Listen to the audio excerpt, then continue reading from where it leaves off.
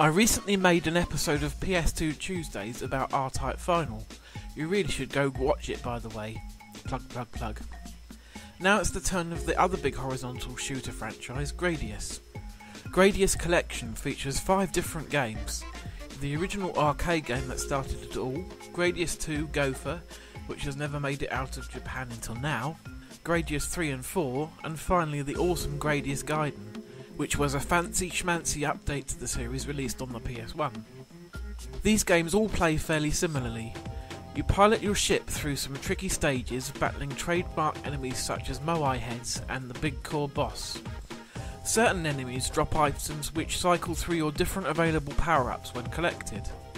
In most games in the series, you can either choose semi-auto mode, which will activate power-ups for you in a particular order, or you can set this to manual and have full control yourself. The power-ups include a speed boost, missiles, multi-directional shot, lasers, options, which are little doobies that follow along behind your ship and fire a copy of the weapon you've selected, and a temporary shield. Later games in the series give you a choice of different ships in addition to the standard Vic Viper, which have their own variations on the power-up types.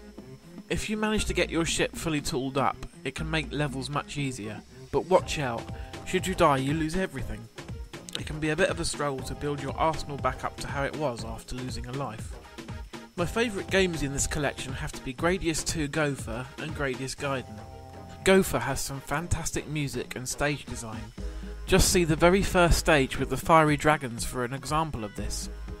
Gaiden is brilliant because it's a true modern update of the series with polygonal graphics that look great.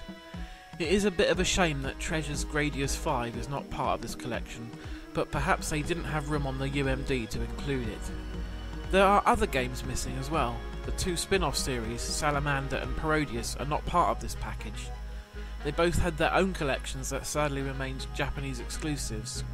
However, they're not too hard to find and are quite easy to play thanks to the region-free nature of the PSP and the fact that shooters don't require much text. I may take a look at both of these collections at a later date. In addition to the games themselves, this release contains a few other bonuses, such as the ability to listen to all of the music in sound test mode, and intro videos taken from the PS1 releases of each of the games. The Gradius Collection remains excellent value for old school shooter fans. Pre-owned copies can be found quite easily for around the £10 mark. These games are excellent for quick pick up and play sessions on the go, so consider tracking down a copy for yourself. Speed up.